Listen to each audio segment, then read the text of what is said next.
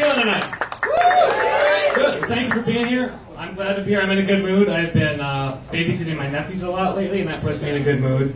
My 6-year-old nephew found out that I do this, and so he has started to write jokes, and he's telling me jokes. And he actually told me one the other day that genuinely made me laugh.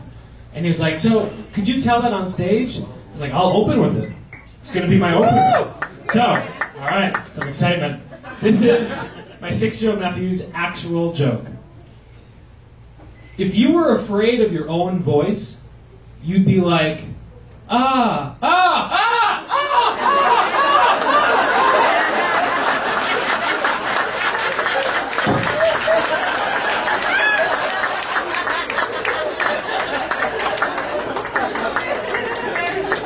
I was like, whoa, that's pretty funny, David. That's like the guy who's afraid of his own voice, ironically, just keeps getting louder and louder. That's pretty deep. And he looked at me and he went, "Poop, poop, penis," just ran out. Like, wow. So true. That's so zen. He's got it figured out. I love the way that kids see the world. They see the world such a cool way. They can turn like boring things into something exciting. I was watching my nephew jump around on the furniture, and I was like, "What are you doing?" He's like, "Oh, you don't know? The floor is lava. Your feet are on fire." Like, whoa, what, whoa. And I jumped onto the couch and we played The Floor is Lava. And I remember playing that as a kid, and it's still fun. Why do we stop playing that? We should still play it as adults, just once in a while, just casually, house guests come over like, "Oh, by the way, the floor is lava." I put some throw pillows down, or boulders. Got some wine over here, if you can make it. Screw casual Fridays. How about the floor is lava Wednesdays? Just you and your boss jumping from desk to desk, rolling in the office chair, clinging to the Coke machine, like, "Oh, you touched the floor, you're dead, back to work." That was so exciting. We'd love that. But we don't. We don't do that because we're adults, and we're reserved, and we're mature, whatever that means. I think it means to just quietly die on the inside. Like, guys, you need to upgrade that word. You guys ever do anything so stupid or embarrassing that, like, haunts you forever?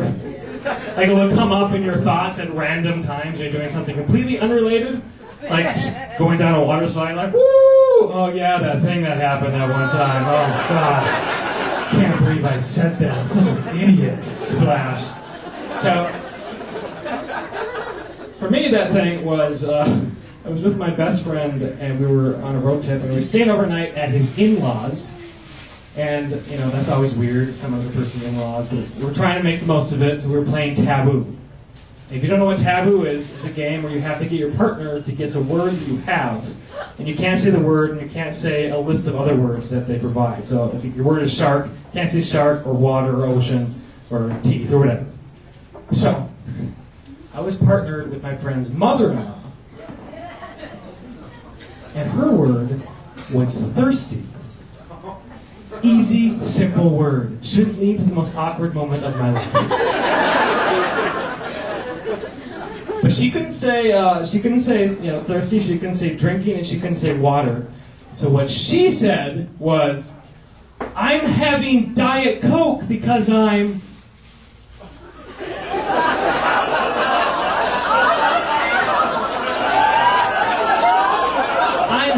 Diet Coke because I'm...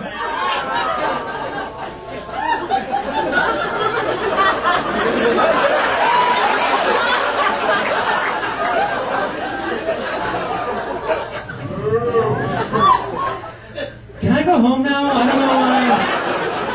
don't even know why I'm here. Can I go? Can we skip this one? Let's just skip this one. I don't want to do this anymore. What are you doing to me? Why? That's when her husband's like, "Oh, come on, this is really easy. She's having Diet Coke because she's..." Am I being punked right now? Am I on camera? Is this some kind of weird social experiment? What is going on, you guys? This is cruel. Then I was like, okay, obviously she's cool with me saying this because clearly there is no other answer to her clue. There is one answer she's looking for. So, I said the answer that was not correct. And then the correct answer came to me exactly in that moment. So what I did was, I said the incorrect answer, then the correct answer, over and over again, in the hopes it would just wipe out the memory of the first answer. Fat, thirsty, thirsty, thirsty, thirsty, thirsty, thirsty. Yeah, thirsty, I got it. 1 point us.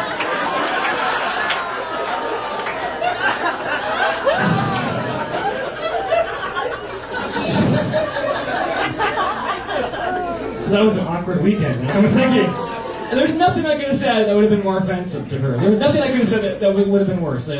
She could have been like, I'm having Diet Coke because I'm a whore. That would have been better.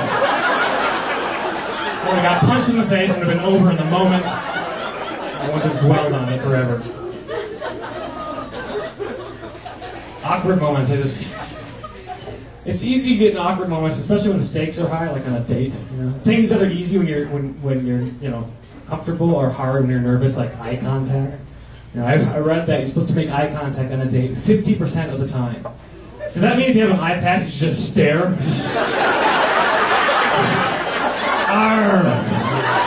You're ready to go. And then you get to the, maybe the date is successful and you get to the bedroom. And that's another area where you can screw up a lot. Because we want to be smooth and we want to be sexy, but we're human and we're imperfect and we screw things up. My most awkward sexual experience was with my first real girlfriend in college. We were making out on the couch and it was getting pretty passionate. I was thinking, okay, how can I bring this from the couch to the bedroom in the sexiest way possible? And I thought, I'm gonna pick her up and carry her to the bedroom. That'll be hot and masculine. Couple of rules. If you're ever gonna pick up your girlfriend and wife, first of all, don't make any grunty noises when you do it. You're like, oh, Jesus, what the hell?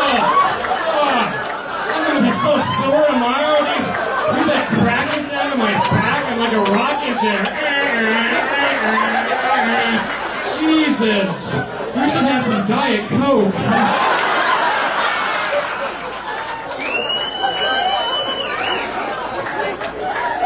Don't do that.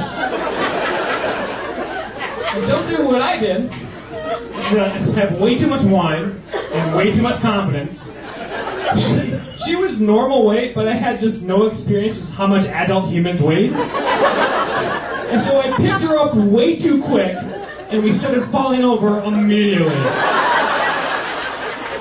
It was like I picked her up just to throw her on the ground. How do you like that? Happy Valentine's Day. So we land with a thud, both of us. And there's this tension. I'm like, okay, well, gotta break the silence here. What do I say? So I finally went, 5-second rule!